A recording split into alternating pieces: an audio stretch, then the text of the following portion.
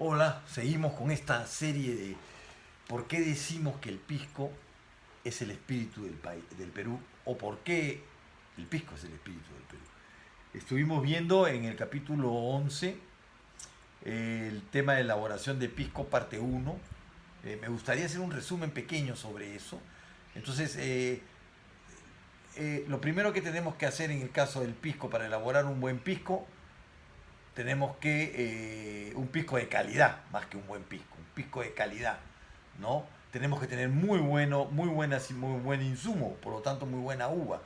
A la hora que sembramos la uva, tenemos que darle todo el cuidado, ¿no?, que requiere para poder llegar a tener un gran destilado, o un gran mosto y después un gran destilado, ¿correcto? O un buen jugo, un gran mosto y después un gran destilado. Y para eso tenemos que tener mucho cuidado con nuestros viñedos, ¿no? Para poder lograr tener una calidad, pues la calidad que queremos, ¿no? Entonces, una vez hecho esto, pasamos a lo que es la cosecha, la vendimia, que es una fiesta, ¿no? Esta uva cosechada pasa a la despalilladora moledora, de ahí pasa a la prensa neumática para quitar todo lo que son ollejos, todo lo que son ramas y todo lo que son semillas, y quedarnos solamente con el jugo. Hay procesos por los cuales podemos macerar, o sea, dejamos los ollejos que se asienten en el jugo de la uva, con la intención de aportar aromas, aportar una serie de características que requerimos, sobre todo con las uvas más aromáticas, ¿no? ¿No? Pero una vez hecho esto, una vez que tenemos el jugo y arranca la fermentación, tenemos estas levaduras que consumen el alcohol, el azúcar que hay en el mosto y lo convierten en alcohol y lo convierten en anhidrido carbónico, ¿no? Este proceso puede durar 10, 12, 13, 14 días, ¿no? Y una vez que se ha completado, las levaduras mueren, caen al piso, que es lo que se llaman las lías o las borras, y son de alguna manera separadas del líquido, que es lo que nos interesa a nosotros. Ese líquido, ¿no?, una vez ya fermentado, pasado estos 14, 15 días, entra al alambique o a la falca para ser destilado, ¿correcto? En la falca va a haber un proceso químico, lo que es un proceso químico, proceso por el cual nosotros vamos a separar, o sea, va a empezar a hervir el mosto dentro del alambique y los vapores van a empezar a subir por lo que, si es que tenemos un alambique, por lo que viene a ser la cabeza de moro, ¿no?, y el cuello de cisne, ¿no? Empiezan a elevarse estos vapores y van a lo que viene a ser el serpentín, que está dentro de una poza de agua fría, ¿no?, condensando de esa manera los vapores y empieza a salir en principio los alcoholes superiores. Recuerden que lo primero que va a hervir es el alcohol, 70 grados, y después va a hervir el agua, 100 grados, ¿correcto?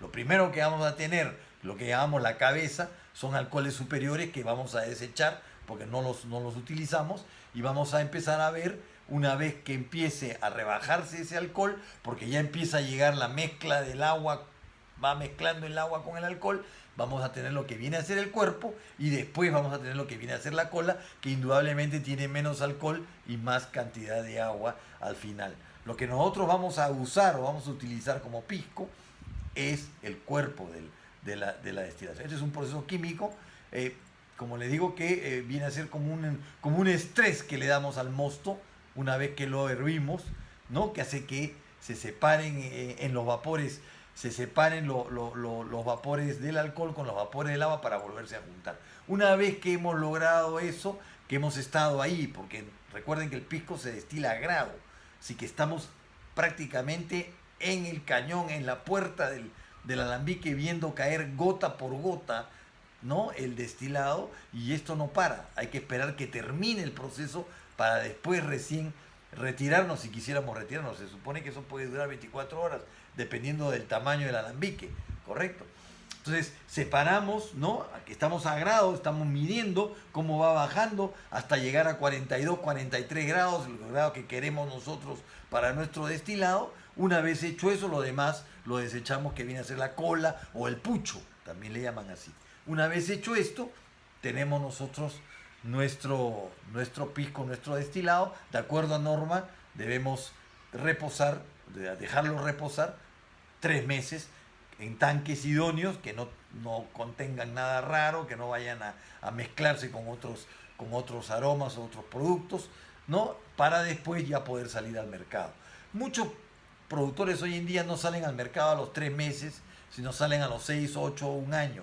Los concursos nacionales, si no me equivoco, a partir del año 2015, 2014, 2015, empezamos a trabajar con piscos del año anterior. Así que eso cambió un poco la norma y cambió un poco la calidad de los piscos que encontrábamos en los concursos nacionales, ¿no? Había mucho pisco alborotado, con sensaciones alborotadas de picor o en nariz, que eran considerados piscos jóvenes, ¿no? Pero eso se evitó con este tema de que los concursos nacionales eran sobre los piscos del año anterior, ¿no? Eso ha sido por el momento. Falta todavía la parte 3, si no me equivoco, no sé si una parte 4, pero sí una parte 3 de elaboración de pisco y factores de calidad en esta serie que se llama ¿Por qué decimos que el pisco es el espíritu del Perú? Parte 12 es la que acabamos de realizar. Bueno, gracias por estar ahí. Los invito a marcar la campanita, poner el pulgar para arriba, siempre con responsabilidad. La pregunta que ustedes deseen, recuerden a mi profesor, la pregunta tonta es la que no se hace. Estamos en contacto. Chao.